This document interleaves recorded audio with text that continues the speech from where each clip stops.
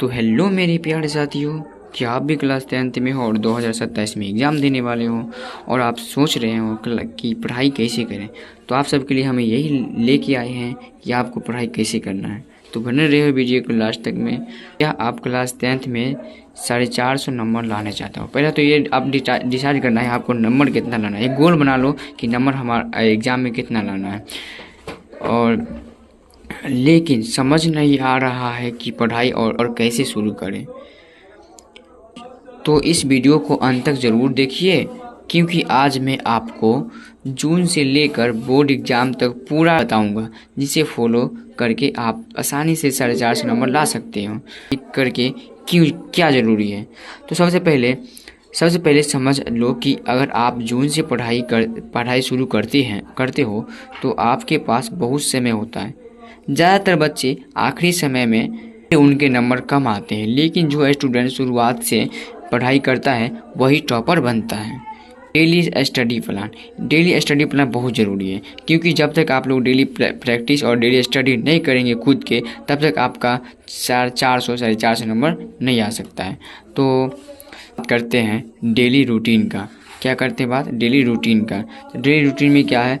पहला मैथ में आपको 1.5 घंटा रोज़ क्वेश्चन प्रैक्टिस करना है।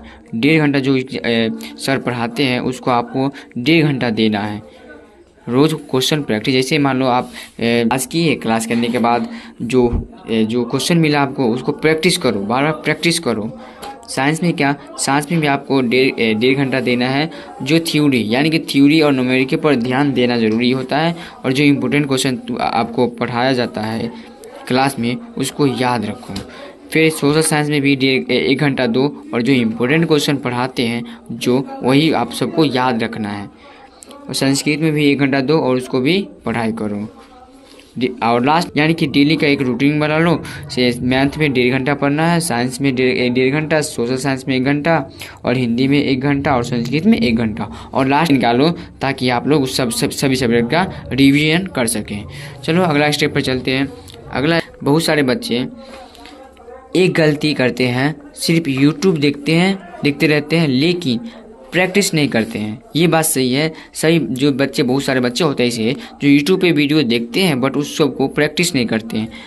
तो याद रखें, बिना लिखे कभी अच्छी नंबर नहीं आता है। जब तक आप लोग खुद से प्रैक्टिस और याद नहीं करेंगे तब तक नंबर नहीं आ सकता है।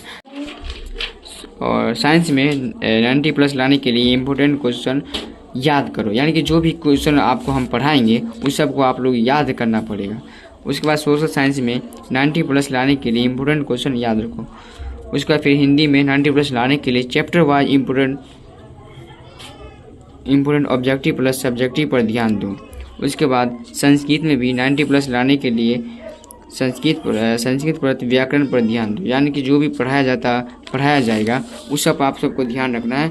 जैसे मान लो आज हम हिंदी में एक चैप्टर पढ़ाएं, तो एक चैप्टर जो इम्पोर्टेंट, हम इस चैनल पर आप सबको इम्पोर्टेंट क्वेश्चन ही मिलेगा। जैसे क्वेश्चन बैंक का 5 साल का 10 साल का जो होता है वही मिलेगा, और सिर्फ इम्पोर्टेंट क्वेश्चन जो एग्ज़ाम से रिलेटेड होगा। तो आप लोग सब्सक्राइब कर सकते हैं और हमसे जुड़ सकते हैं। तो आप लोग सपोर्ट कीजिए, और ताकि आप सबको लिए हम VVI क्वेश्चन ला सकें। धन्यवाद। और साइंस में 90+ लाने के लिए इम्पोर्टेंट क्वेश्चन याद करो, यानी कि जो भी क्वेश्चन आपको हम पढ़ाएंगे उस सब को आप लोग याद करना पड़ेगा। उसके बाद सोशल साइंस में 90+ लाने के लिए इम्पोर्टेंट क्वेश्चन याद रखो। उसके बाद फिर हिंदी में 90+ लाने के लिए chapter wise important objective plus subjective पर ध्यान दो। उसके बाद संस्कृत में भी 90+ लाने के लिए उस सब आप सबको ध्यान रखना है। जैसे मान लो आज हम हिंदी में एक चैप्टर पढ़ाएं, तो एक चैप्टर जो इम्पोर्टेंट, हम इस चैनल पर आप सबको इम्पोर्टेंट क्वेश्चन ही मिलेगा। जैसे क्वेश्चन बैंक का 5 साल का 10 साल का जो होता है वही मिलेगा, और सिर्फ इम्पोर्टेंट क्वेश्चन जो एग्ज़ाम से रिलेटेड होगा। तो आप लोग सब्सक्राइब कर सकते हैं और हमसे जुड़ सकते हैं। तो आप लोग सपोर्ट कीजिए, और ताकि आप सबको लिए हम VVI क्वेश्चन ला सकें। धन्यवाद।